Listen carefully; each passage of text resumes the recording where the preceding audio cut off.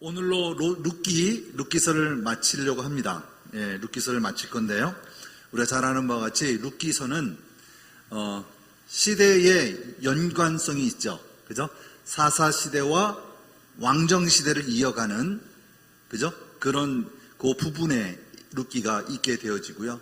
그 다음에 그뿐만 아니라 여호수아가 가나안을 정복한 6년 동안 전쟁에 의해서 땅을 분배한 이후에 사사시대로 걸어 있었을 때에 그 이후에 나타난 사람의 중심으로, 그죠? 인본주의 중심으로 하나님을 멀리했던 그 암흑 시기에 있었던 바로 그 이야기이기도 합니다. 근데 그 중에서 하나님의 계획과 섭리가 어떻게 이어가는지에 대해서 우리가 룻기서를 지금 다루고 있습니다. 그러면 우리 함께 지난주에 있었던 우리 내용들을 다시 한번 설명하고 오늘 본문을 시작하도록 하겠습니다. 오늘 성경 읽기 전에 우리 한번 기도할까요? 성경 읽기 1분 기도 다 같이 기도하겠습니다. 사랑하는 주님, 제가 읽을 이 성경이 하나님의 말씀임을 믿습니다. 성령의 내용이 이해가 되든지 안 되든지 나의 자발적인 머리로 이해하지 않고 그 내용 그대로 인정하고 받아들입니다. 성령님께서 조명해 주셔서 정확하게 깨닫고 말씀이 삶이 되는 하루를 살도록 도와주옵소서. 예수 그리스도의 이름으로 기도드립니다. 아멘. 말씀이 삶이 되는 하루가 되도록, 그죠? 살 수 있도록 우리가 날마다 기도하는 삶이 되길 바랍니다. 우리가 성경 읽기 365일이 지금 드디어 에스겔이 오늘로 마지막이 됐습니다. 그죠? 벌써 37주차까지 왔습니다. 이제 곧 이제 구약이 끝나게 되어지는데요. 앞으로 막 달려갈 것입니다. 그와 마찬가지로 우리도 이 성경 파노라마도 이제 다음 룻기서가 끝나고 나면 사무엘상, 역대상 이렇게 바로바로 시대를 같이 가기 때문에 함께 나눌 것입니다. 기억해 두시면 되겠습니다. 자, 룻기입니다. 룻기 1장부터 4장까지에 있는 나열되어 있는 아주 문학적으로 가치가 있는 성경이죠. 그 중에 1장과 2장, 3장과 4장 이렇게 4장으로 구분되어 있는데 첫 번째는 룻에 대한 결정, 룻의 현신, 그 다음에 보아스가 등장하고 보아스의 도움을 받게 되어지고 그 다음에 보아스와의 룻과의 결혼, 이 과정이 오늘의 이야기입니다. 그래서 이 과정을 통해서 등장인물 룻과 나오미와 보아스의 관계 속에서 하나님의 사랑을 발견하는 것, 신실함을 발견하는 것, 바로 이것이 우리의 본문 주제이죠. 자, 그러면 룻기의 핵심 구절 1장 16절에 있는 말씀이죠. 우리 한번 다 같이 한번 읽어볼까요? 시작. 룻이 이르되 내게 어머니를 떠나 어머니를 따르지 말고 돌아가라 강권하지 마옵소서. 어머니께서는 가시는 곳에 나도 가고 어머니께서 머무시는 곳에 나도 머물겠나이다. 어머니의 백성이 나의 백성이 되고 어머님의 하나님이 나의 하나님이 되시리니.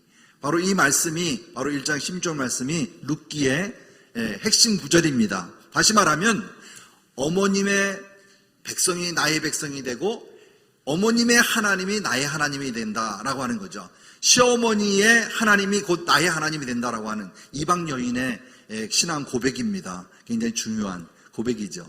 자, 그렇다면 1장에 나타난 것은 뭐냐면 베들레헴에 기근이 들어서 모압 땅으로 이전하는, 그죠? 이사가는, 이민 가는 이야기가 나오고요. 그곳에서 같이 갔던 남편과 두 아들이 죽고 또 두 아들의 며느리를 얻게 되어지는데 그로 인해서 아까 우리가 읽었던 1장 16절 말씀에서 나를 돌아가게 강권하지 말라. 왜? 이방 여인으로서 이스라엘로 돌아가게 되면 당할 고초와 여러 가지 어려움이 있기 때문에 너는 모압 땅에 돌아가서 이곳에 남아서 또 살기를 원했던 것이죠. 시어머니가. 하지만 룻은 그렇지 않았어요. 그죠? 그래서 어머니가 가시는 곳에 나도 가겠다. 그리고 그곳에 백성이 내 백성이 되고 그곳에 하나님이 내 하나님이 될 것이다라고 하는 그 신앙 고백을 하게 되죠. 그래서 룻기 1장에는 보리를 추수할 때에 베들레헴으로 돌아가는 사건, 바로 이것이 1장에서 마무리되어집니다. 그래서 지도를 보면 이렇게 되어지죠. 베들레헴에서 모압 지역으로, 그죠? 그리고 돌아가서 모압 지역에서 다시 베들레헴으로 돌아가는 과정이 바로 1장의 이야기입니다. 그 다음에 나오는 거 볼까요? 그 다음에 이제 모압 땅에서 베들레헴으로 가는 것은 회복과 돌아가는 것은 바로 귀향의 이야기 내용이죠. 그래서 이것을 우리가 시사하는 것은 뭐냐면 하나님의 징계가 끝나고 나면 반드시 뭐가 있다? 회복이 있음을, 평안이 있음을 얘기하는 그 둘의 굴레 이야기가 포함되죠. 자, 2장에서는 베들레헴에 도착했을 때에 먹을 것에 대한 걱정 이야기죠. 먹을 것. 그래서 먹을 것을 필요로 해서 이제 각 지역의 농사를 짓는 곳에 가서 밀을 줍는 그 일을 하는 것이죠. 그래서 나머지 것에 주저할 때 거기서 만나게 되는 게 누구를 만나게 되죠? 보아스를 만나게 되는 사건이죠. 그래서 보아스로 하여금 얻어지는 과정이 이 이야기의 2장이 나옵니다. 그래서 여러분이 가지고 있는 자료를 보면 2장에도 보아스는 룻에게 어떤 일을 베풀었을까요? 여러 가지 베푸림이 있었죠. 보아스가 룻이 이방 여인으로서 시어머니를 따라 베들레헴에 온 사건을 이미 그 지역의 모든 사람들은 다 알고 있었어요. 그래서 이 보아스가 룻에게 이와 같이 얘기하는 것이죠. 내 딸아 들으라. 이삭을 주우러 다른 밭으로 가지 말고 여기를 떠나지 말고 이 소녀들과 함께 이곳에 머물러 이삭을 주서라. 이렇게 얘기하는 배려가 있는 것이죠. 그리고 다른 소년들에게는 이 여인을 건들지 마라. 이 여인을 건들지 마라. 라고 얘기하는 거예요. 그리고 이자가 목마르거든 그에게 가서 물까지 주라고 하는 것은 이야기를 보아스가 룻에 대한 배려에 대한 이야기죠. 그 다음에 식사할 때도 마찬가지. 내 떡 조각을 초에 찍으라. 이곳에 룻이 곡식을 베는 자의 곁에 앉으니, 다시 말하면 함께 그곳에서 그 곡식을 먹으며 룻이 배불리 먹었다. 그리고 먹고도 남았다. 라고 하는 것은 풍성한 대접을 받았다라는 것을 얘기하는 것을 볼 수 있습니다. 근데 이 이야기를 들은 것은 뭘까요? 그 위에 보면 내 남편이 죽은 후로 내가 시어머니에게 행했던 모든 것과 내 부모와 고국을 떠나기 전에 알지 못했던 백성에게로 온 일을 내가 분명히 알려줬다는 얘기를 하고 있어요. 소문이 이미 바닥에 났다는 것이죠. 그렇죠. 바로 이것입니다. 그에게 했던 일들, 다시 말하면 룻이 나오미에게 했던 일들이 이미 다 퍼졌다는 거예요. 어떤 한순간에만 잘해갖고 되는 것이 아니라 그가 자기가 가지고 있는 모든 것을 다하여 온 마음과 정성을 다하여 시어머니를 잘 모셨다. 이야기죠. 그리고 신앙적으로도 내가 하나님의 자녀임을 입으로 고백하고 신앙 고백을 통해서 이제는 하나님의 백성이 되었다라고 하는 것이죠. 이것이 가장 중요한 것입니다. 그래서 이런 일을 통해서 이 이야기가 바로 이제 누구에게 들려질까요? 오늘 어느 밭에 가 있었니? 했더니 내가 갔던 곳이 보아스의 밭이었습니다. 그렇죠? 이렇게 얘기하니까 그 보아스가 머물렀던 자가 누구냐? 할 때 바로 이야기입니다. 그 자가 바로 우리의 기업을 물을 자가 아니라 물을 자 중에 한 사람이다. 조건이 맞는 사람 중에 한 사람이다. 라고 얘기를 했던 것이죠. 그렇죠? 그래서 그 이야기가 전해줌으로써 다시 그가 머무르는 곳에 이제는 그곳에서 떠나지 말고 그곳에 머물러라 라고 하는 시어머니가 이제 나오미에게 한 이야기가 나오죠. 그 다음에 3장 이야기입니다. 지난주에 있었던 이야기가 뭘까요? 3장에는 이제 청혼하는 이야기를 시어머니가 나오미가 룻에게 얘기합니다. 이렇게 해라. 그러면 보아스가 너를 어떻게 할지에 대한 결정을 할 것이다 라고 그 계획을 세우는 내용이 이 3장에 들어있습니다. 그래서 룻을 위한 나오미의 제안을 지난주에 했던 것을 살펴보면 바로 이와 같은 제안을 하죠. 3장 3절 말씀에 보면 너는 목욕을 하고 기름을 바르고 의복을 입고 타작마당에 내려가서 그 사람이 먹고 마시기를 다 하기까지는 그에게 보이지 말고 숨어있다가 그가 자리에 누웠을 때에 그의 발치에 이불을 들고 거기 누우라. 그가 내 할 일을 내게 알게 하리라. 이 말이 뭐라 그랬죠? 그 당시에 청혼하는 그 과정에 하나의 표식이었다 말씀을 드렸죠. 그래서 시어머니와의 결단 중에 어머니가 행하라고 했던 대로 그는 룻은 그대로 순종했다 하는 내용이에요. 그죠? 그래서 여기 보면 3장 6절 말씀에 보면 시어머니의 명령대로 다 하니라. 그죠? 하나도 없이 순종했다는 것을 살펴볼 수 있어요. 다시 말하면 룻이 땅을 되찾는 모든 과정에 있어서의 오직 한 거라고 하는 것은 시어머니의 말씀에 순종했다는 것밖에는 없어요. 그래서 제사보다 순종이 더 낫다고 하지 않어요? 그죠? 하나님 앞에 드려지는 그들은 삶의 속에서의 제사일지 모르지만 온전한 것은 말씀의 순종함입니다. 그래서 하나님 말씀의 순종함, 바로 이것이죠. 그래서 우리가 이 룻과의 보아스 대화 중에 이와 같이 얘기합니다. 그가 나를 자기의 와 혼인해달라고 하는 얘기와 그 표식을 통해서 얘기하니까 이 3장 11절 말씀이 뭐라고 말하냐면 내 딸아 두려워하지 마라. 내가 내게 말한 대로 다 행하리라 하면서 내가 현숙한 여자, 현숙하자는 얘기는 쉽지 않죠. 그죠? 현숙한 여인 줄 내가 이미 알고 있다라고 하는 것을 얘기합니다. 다시 말하면 룻에 통한 모든 행위와 행동들이 이미 온 지역에 퍼졌을 때에 그가 어떤 여자로, 현숙한 여자로 이미 소문이 나 있다는 것을 알고 있었다는 것이죠. 그래서 이거 볼까요? 덕스러운 성품과 타인을 위하여 유익한 행동을 하는 그 신실함을 소유한 자를 현숙한 여인이다 이렇게 얘기합니다. 그래서 이 신실한 여인, 룻을 통하여서 신실한 여인을 발견하게 되는 것이고 또 보아스를 통하여 신실한 사람으로 보게 되어지는 것입니다. 나중에 한번 다시 이야기하겠습니다. 자, 그렇다면 오늘 여러분 29페이지에 있는 룻기 4장의 이야기를 하려고 합니다. 룻기 4장, 여기 보면 4장 1절의 문을 어떻게 여냐면요, 보아스가 성문으로 올라가서 거기에 앉아 있더니 마침 보아스가 말하던 기업 물을 자가 지나가는지라. 그 사람은 아무개요. 다시 말하면 보아스가 그에게 이르되 아무개여 이리 와서 앉으라 하니 그가 와서 앉음에, 이 말이 시작이에요.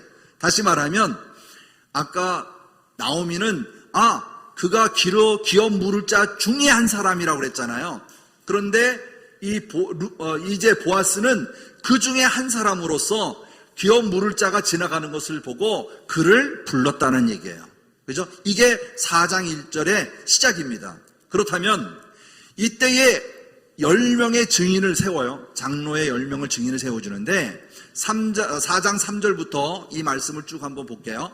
보아스가 그 기업 물을 자에게 이르되 모압 지방에서 온 나오미가 우리의 형제 엘리멜렉의 소유주를 팔려 함으로. 엘리멜렉이 누구죠? 시아버지죠. 그죠?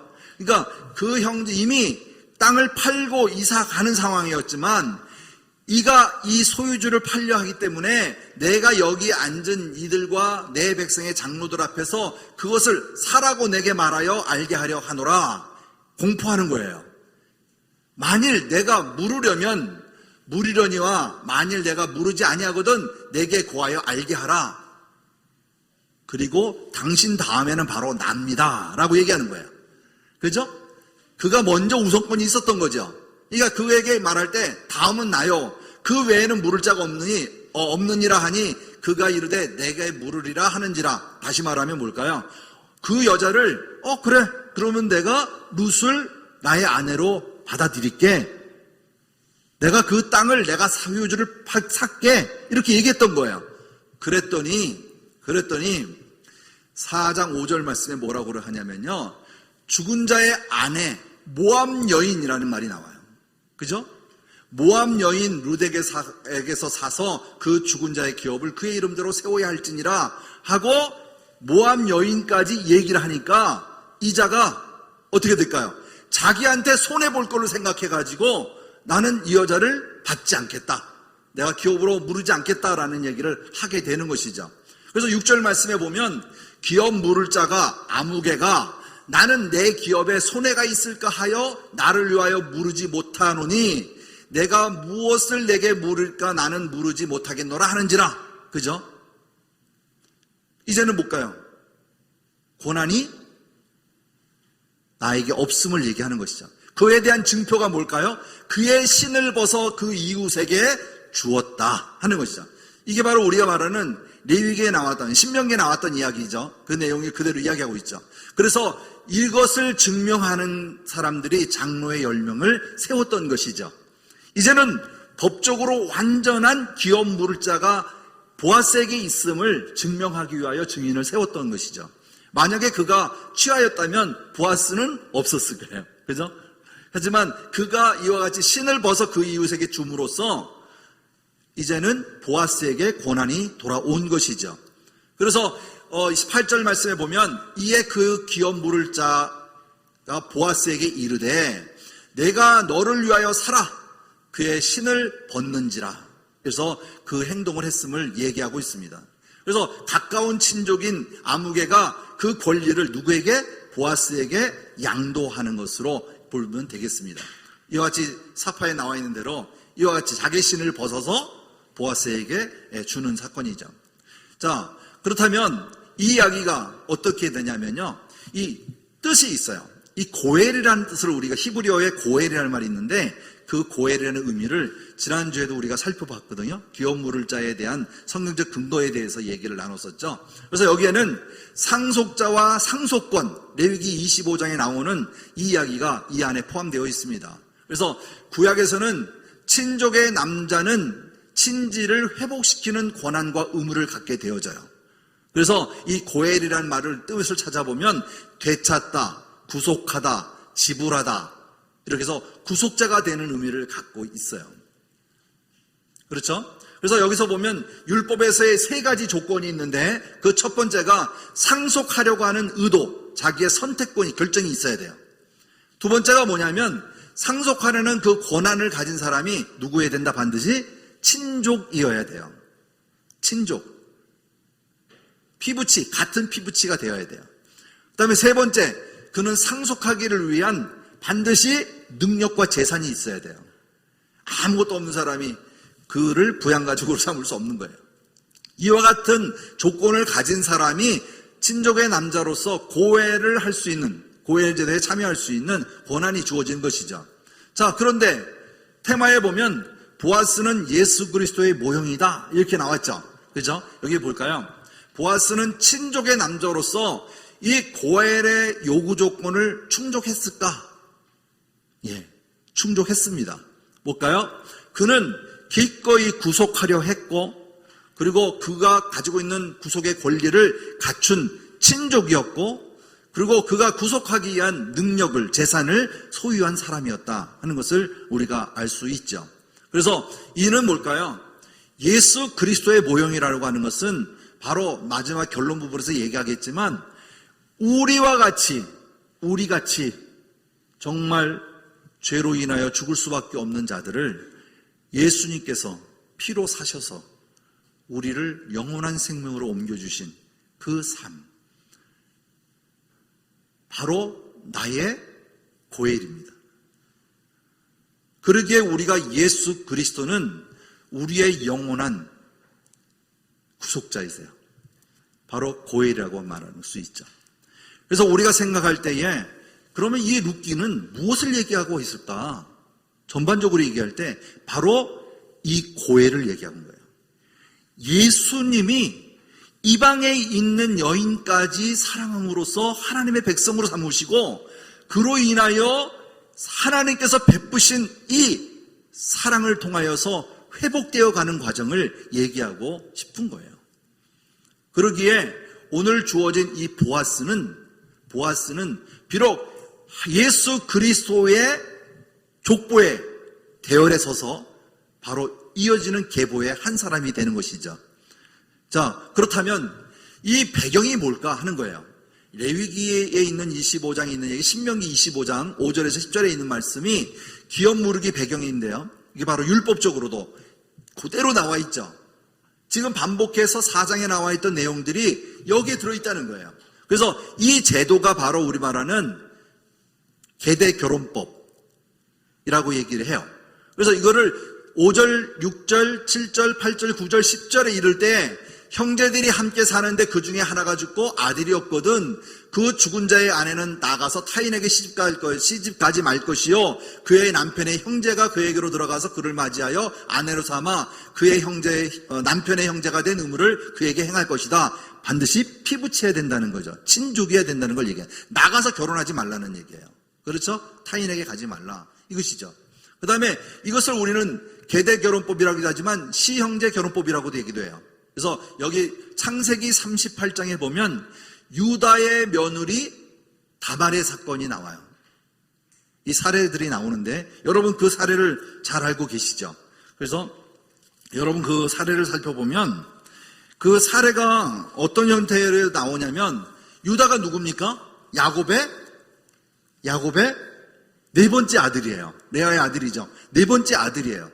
그가 나가서 다시 말하면 38장이 나오는데 37장과 38장, 39장을 이렇게 보면 37장에는 요셉이 애굽으로 팔려가는 사건이 나와요.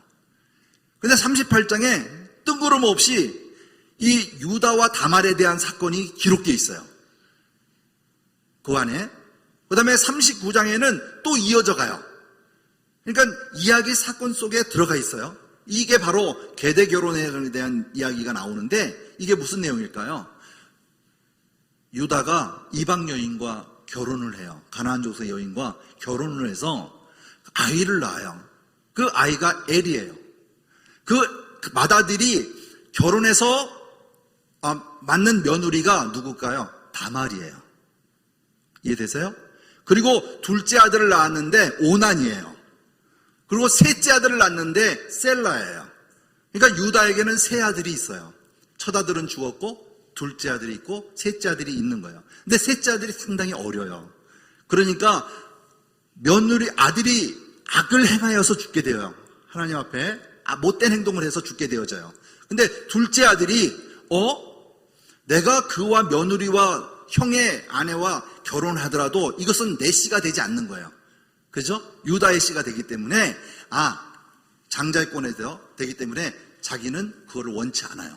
그것을 하나님이 보실 때 악하다 생각하여 제대를 이어가지 못했다 그래서 하나님이 오난 죽여버려요. 그러니까 유다가 셀라 세 번째 아들이 장성할 때까지 그 며느리를 주기 위해서 기다리고 있는 거예요. 누가? 다말이 기다리고 있는 거예요. 그런데 시간이 지난 다음에 이 유다가 다른 지역으로 갔다가 그곳에서 며느리인지 모르고 그 지역의 창녀인 줄 알고 관계를 갖게 되어져요. 왜? 이 다말이 계획적이었죠. 셀라에게 줄 건데 아직까지 나에게 남편을 주지 않으니까 그가 그로 변장해서 히잡을 쓰고 그러고 들어가서 자기 시아버지와 동침하게 되는 사건이에요. 그러고 보니까 많은 사람들이 주변에서 남편이 없는데 저 여자가 임신을 했다라고 얘기를 하게 되어지는 거예요. 그러니까 이 유다가 생각할 때 그러면 그를 잡아서 죽여라고 얘기하는 거예요. 그 자가 누군지 찾아서 죽여라. 그랬더니 다말이 와서 하는 말이 나에게는 증표가 있습니다. 예? 증표가 있는데 그 증표가 도장과 끈과 지팡이가 있습니다. 봤더니 누구 거예요? 바로 자기 거였던 거예요. 그래서 바로 유다와 그러니까 시아버지와 며느리가 에서 난 자녀가 있는데 그게 쌍태예요. 쌍둥이였어요. 그래서 첫째가 베레스고 둘째가 세라예요. 바로 이 과정이 이루어져요. 그래서 이 유다라고 하면 왜 특별히 또 유다를 가지고 얘기했을까?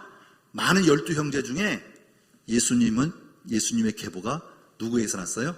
유다를 통해서 나아집니다. 이해되죠? 이와 같이 하나님은 불법을 정한 인간이라 할지라도 그 행위에 인간의 잘못함이 있을지라도 하나님은 의로 그를 들어 하나님의 거룩한 계열로 이루어져 갔다는 것을 보여주는 사례이기도 합니다. 자, 그래서 여기는 가문과 재산을 보호하는 장치가 있고 과부 생존권에 대한 확보에 대한 의미가 여기에 포함이 되어 있습니다. 그래서 그 이후에도 마찬가지죠. 그 여인이 낳은 처자들이 그 죽은 형제의 이름을 잊게 하고 그의 이름이 이스라엘 중에서 끊어지지 않게 할 것이다 라고 하는 것이 계명이에요. 바로 이 계명에 이어졌던 내용들이 쭉 이어지는데 형제가 원치 않으면 그것을 넘겨주게 되어 있죠. 그렇죠? 그래서 여기 보면 8절과 9절, 10절 말씀 쭉 이어져 가는 거 보면 우리가 행했던 대로 내가 원치 아니하면 그 여자를 맞기를 원치 아니하면 신을 벗어서, 그죠? 신을 벗어서 또 그 얼굴에 침을 뱉으면서 내가 이와 함께하지 않는다라고 하는 것을 표시하도록 만들었던 규례죠.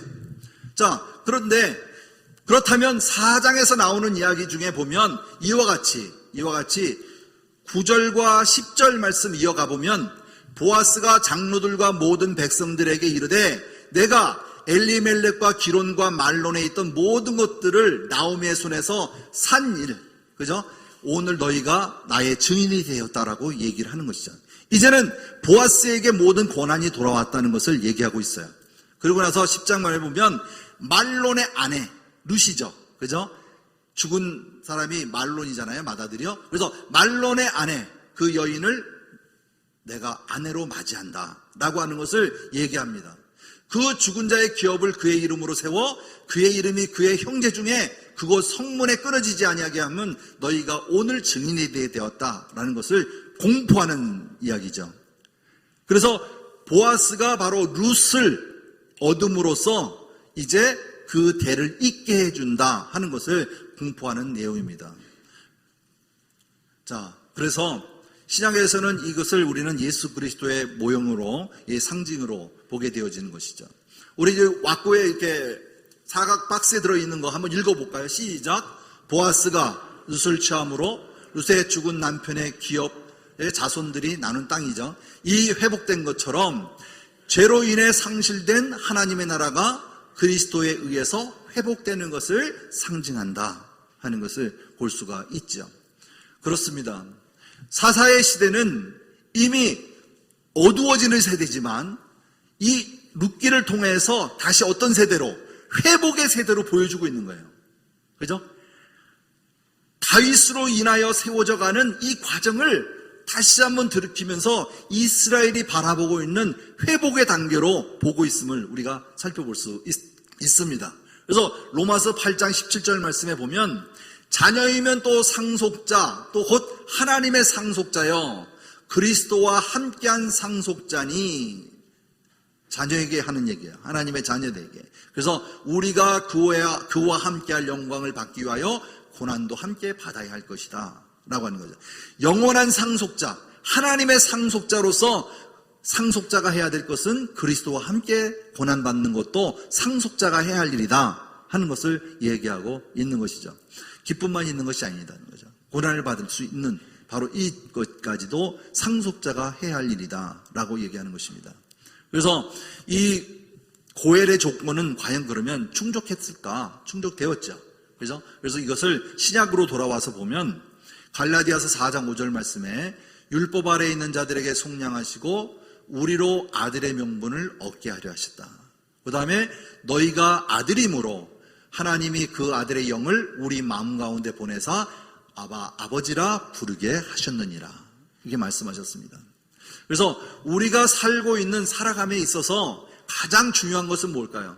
바로 우리를 속량하신 예수 그리스도가 나의 구주인 것을 고백하는 삶이죠. 바로 이것입니다. 그래서 레위기에도 율법적으로 25장 48절 49절에 보면 그 속량이라고 하는 것을 이야기하고 있어요. 그에게 받을 속량의 권리가 누구에게? 그 형제 중에게 들어가는 것이죠. 그래서 여기서 보면 그 친족이라고 하는 게 굉장히 중요한 의미죠. 그죠? 우리는 하나님의 자녀라고 하는 거예요.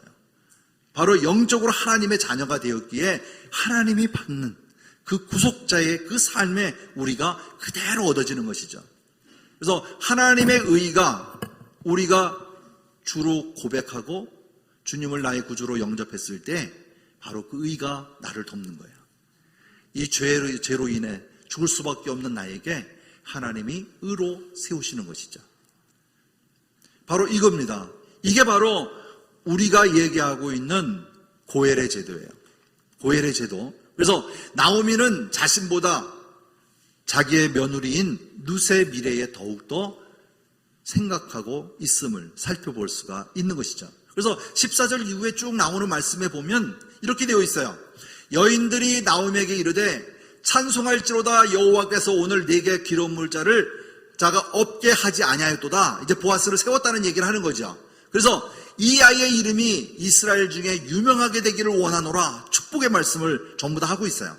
그래서 이는 내 생명의 회복자여 내 노년의 봉양자라 곧 너를 사랑하며 일곱 아들보다 귀한 내 며느리가 낳은 자로다 하는 이 말 뭐일까요? 이미 결혼하여서 아이를 낳은 사건이 바로 13절에 있어요. 이해되세요? 13절에 제가 읽어드릴게요. 13절 말씀에 뭐라고 있냐면 이에 보아스가 룻을 맞이하여 아내로 삼고 그에게로 들어갔더니 여호와께서 그에게 임신하게 하시고 그가 아들을 낳은지라. 아이를 낳았어요. 그가 바로 이제 찬송받을 자이고 그가 유명해지기를 원한다 하는 축복의 자녀가 되어지는 것이죠. 바로 그래서 나오미가 그 아이를 품에 안고 그의 양육자가 되어졌다는 것이죠. 굉장히 중요한 이야기입니다. 이게 넘어갈 수도 있는 이야기예요. 근데 양육자가 되어졌다는 것은 뭘까요? 어머니의 신앙이 누구에게? 그 아이에게 그대로 전해주는 것을 볼 수 있습니다. 요즘 아이를 낳으면 시어머니나 친정어머니가 많이 봐주죠.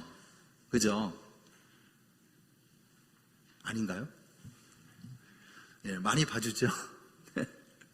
그래서 어머니가 기도 제목이 아이에 대한 기도 제목이 그의 신앙이 그대로 들어가는 거예요.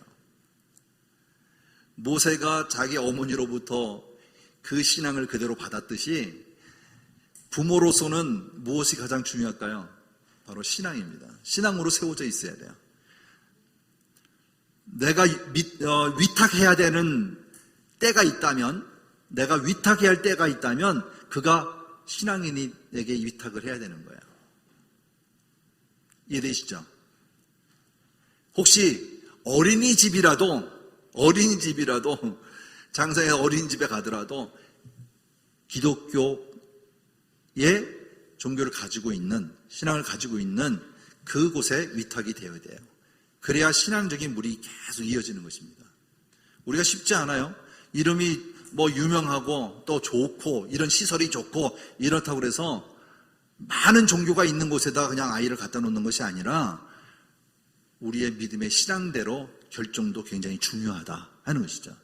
그래서 이 룻이 아이를 낳았을 때에 누가? 바로 시어머니가 그 아이를 품고 그의 양육자가 되었다라고 하는 것이 신앙인으로서 굉장히 중요한 모션 중에 하나임을 우리가 꼭 기억해야 할 것입니다. 이 말은 뭘까요? 여러분 잘 아는 같이 마태복음 1장 1절 문을 여는 예수 그리스도의 계보 중에 계보 중에 이렇게 이야기되어집니다.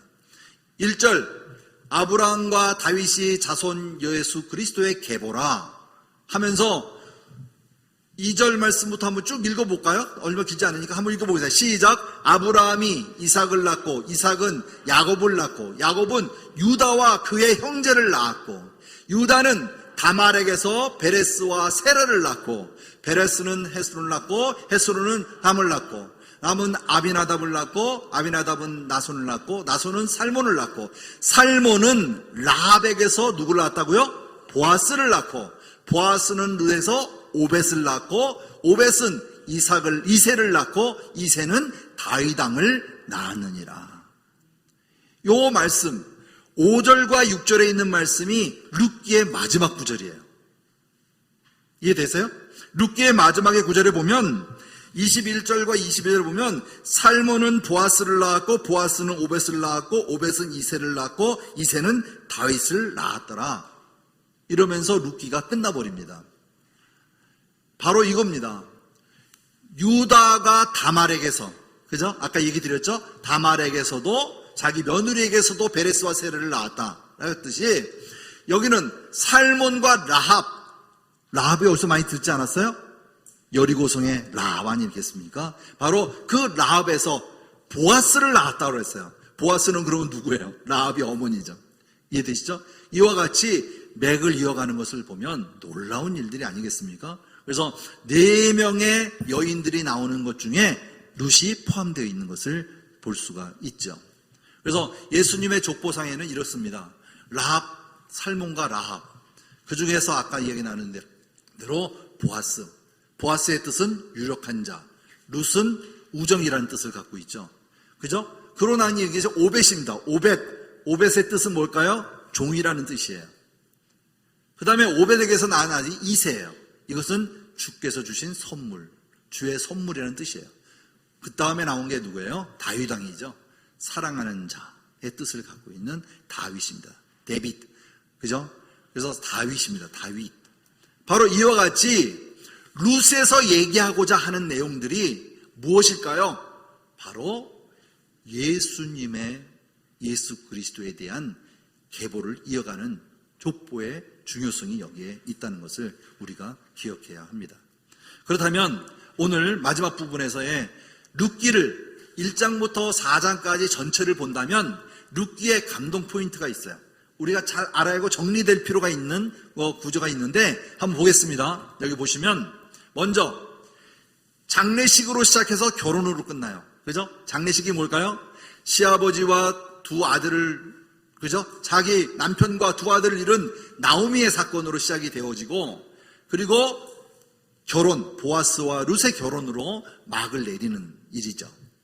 그 다음에 또 한 가지 뭘까요? 베들레헴의 기근과, 그죠? 기근으로 시작되었지만 마지막에 보아스의 땅에서의 풍성함으로 끝나는 사건, 풍족히 먹는 사건이 이루어지는 것이죠.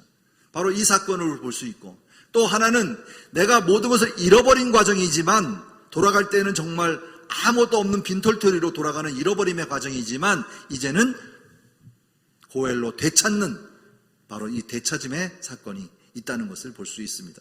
또 한 가지 뭘까요?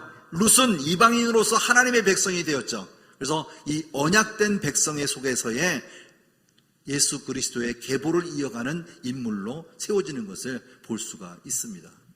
그 다음에 룻은 그 가정이 소망이 없는, 비록 모압의 여인으로서 정말 희망이 없는, 소망이 없는 그런 여인이었지만 이제는 예수님의 족보에 들어가는 여인으로 변신되어지는 거기에 사건이 있는 것이죠.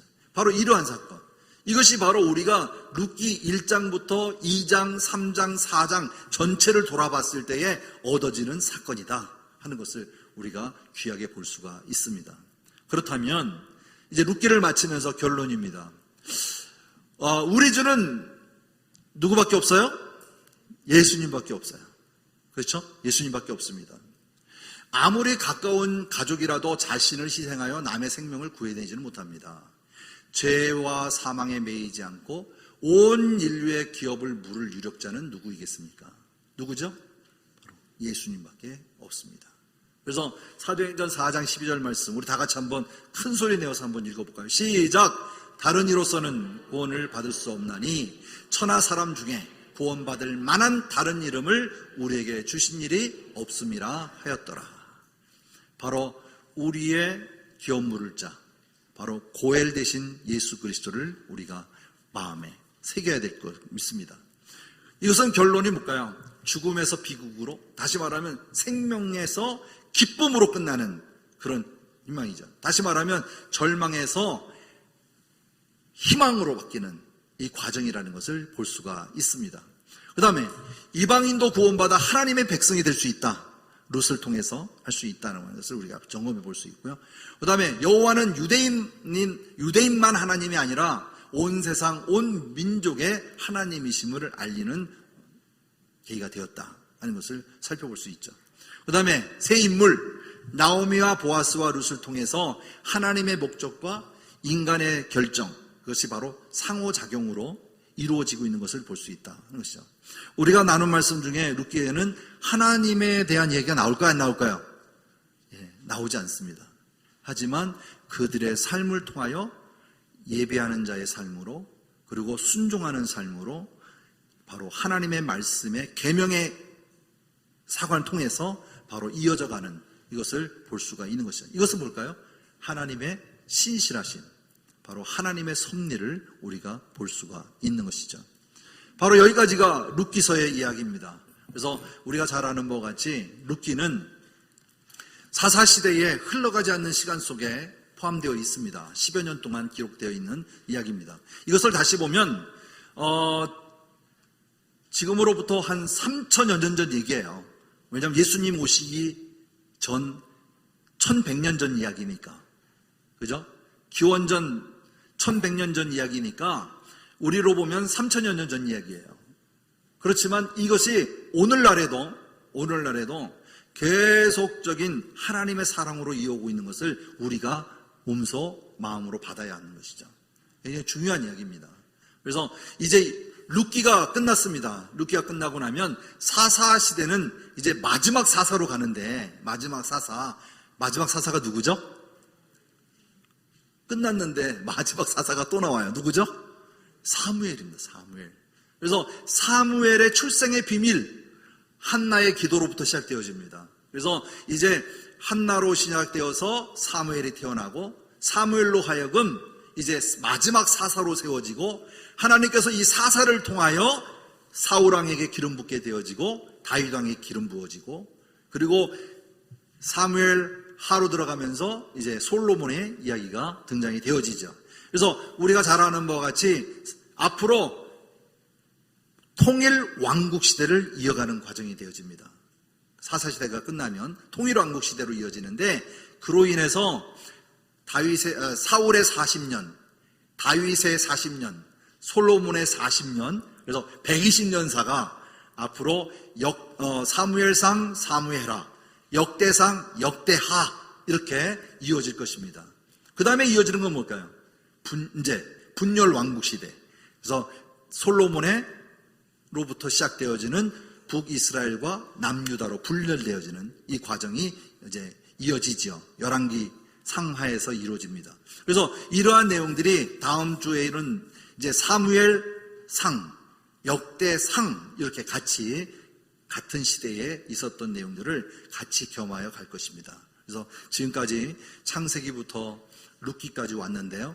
이 과정 속에서 오직 한 가지 시작과 끝에 바로 누구의 이야기다? 바로 예수 그리스도의 이야기인 것을 우리가 기억해야 합니다. 왜? 앞으로 오신 메시아를 우리가 기대하면서 정말로 하나님 앞에 코람데오, 하나님 앞에서 말씀대로 살고 말씀대로 순종하는 우리 모두가 되기를 주님의 이름으로 부탁합니다. 기도하겠습니다. 사랑의 아버지 하나님 고맙고 감사합니다. 오늘도 룻기를 마치면서 우리의 진정한 구속자가 되어주시고 영원한 하나님의 그 사랑을 힘입는 우리 모두가 진정한 입술의 고백이 온전히 주 앞에 세워져 갈 수 있도록 우리를 붙들어 주시기를 원합니다. 하루하루의 삶을 살아갈 때 힘들고 어렵고 고난받은 듯 하나 오직 그거는 하나님을 믿는 자에게 주어지는 고난일 수도 있습니다.